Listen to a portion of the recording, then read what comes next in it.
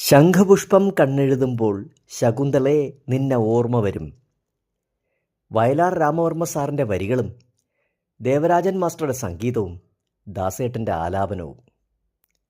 ഈ പാട്ട് കേൾക്കാത്തവരായി ആരും തന്നെ കേരളക്കരയിലുണ്ടാകില്ല.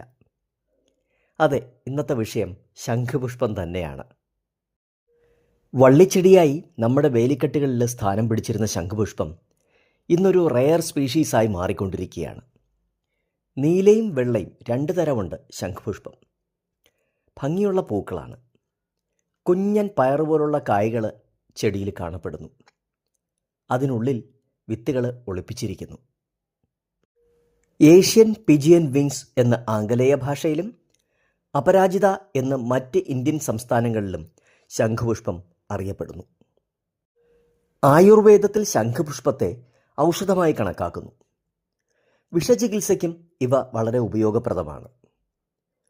ശംഖപുഷ്പത്തിൻ്റെ ഇതളുകൾ ചൂടുവെള്ളത്തിലിട്ട് തിളപ്പിച്ച് ചായയായും ഇന്ന് കുടിക്കുന്നുണ്ട്. മാനസിക സമ്മർദ്ദം കുറയ്ക്കാനും ഉണർവ് കിട്ടാനുമായാണ് ശംഖപുഷ്പത്തിൻ്റെ ഇതളുകൾ ഉപയോഗിച്ചുള്ള ചായ കുടിക്കുന്നത്. നമ്മുടെ തൊടികളിൽ നിന്നും അപ്രത്യക്ഷമായി കൊണ്ടിരിക്കുന്ന ഈ ഔഷധ സസ്യത്തെ കാത്തു സൂക്ഷിക്കേണ്ടത് നാം ഏവരുടെയും കർത്തവ്യമാണ്.